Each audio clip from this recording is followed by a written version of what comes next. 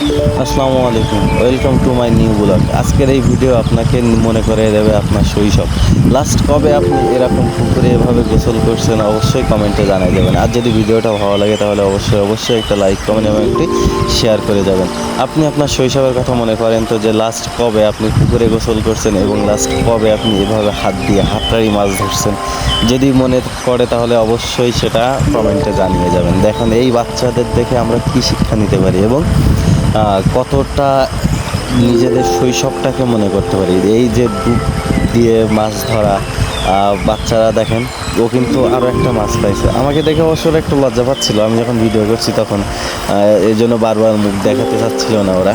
এরা কিন্তু ভালোই মাছ পাচ্ছে, যদিও পুকুরটা ওদের না, তারপরে কিন্তু বাচ্চা তো বাচ্চাই। দেখেন পুকুরে কাদা গোলা পানিতে লাস্ট কবে আপনি এরকমভাবে মাছটা ধরছেন।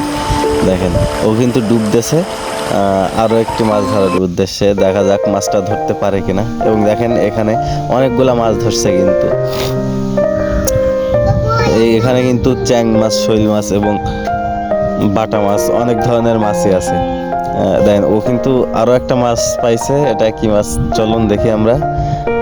এটা হচ্ছে পুঁটি মাছ, একটা পুঁটি মাছ ধরছে কিন্তু সে। আবারও হাত টানা শুরু করছে, দেখি